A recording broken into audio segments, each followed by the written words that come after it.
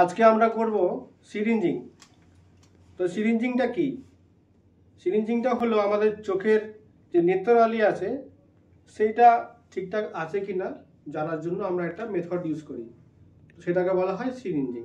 হ্যাঁ, তো সিরিঞ্জিংটা কেন করি তার অন্যান্য কারণের মধ্যে একটা হলো যে চোখে জল পড়া।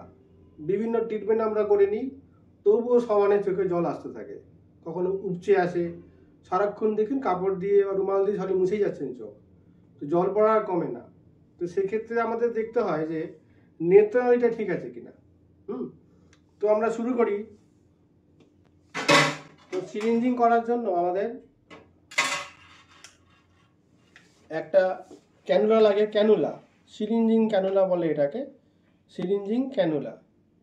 একটা সিরিঞ্জ লাগে আর ডিস্টিল ওয়াটার আমি মোটামুটি রেডি করে রেখেছি।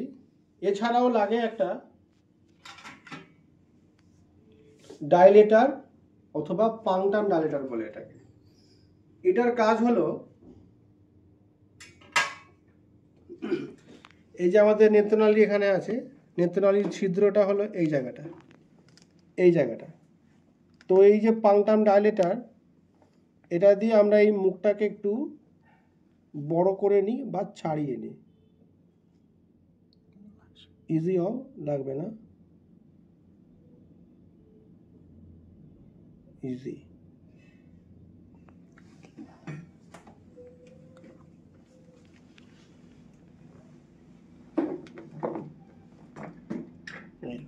এই করে আমরা একটু ছাড়িয়ে নিলাম, এটার কাজ হয়ে গেল। এবার আমাদের যে ক্যানুলাটা আছে, ক্যানুলা, এটা দিয়ে আমরা 1 to 2 মিলিমিটার ভার্টিক্যালি ইনসার্ট দেবো।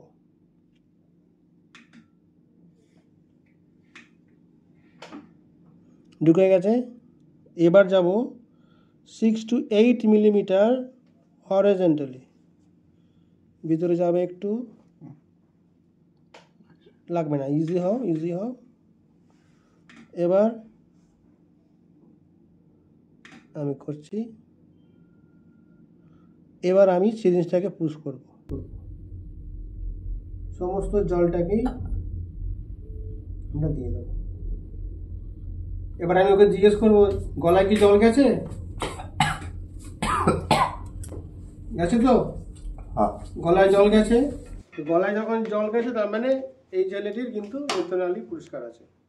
এবার যদি জলটা না যায় বা যেখান দিয়ে আমি পুশ করলাম জলটা, সেখান দিয়ে জলটা ছিটকে বেরিয়ে আসে, তার মানে হলো নেত্রনালী তার ব্লক আছে। তো সেক্ষেত্রে আমরা ড্রপ, মলম অথবা তাতেও না সারলে আমরা সার্জিক্যাল চেষ্টা করতে হবে আমাদের। ঠিক আছে, থ্যাংক ইউ।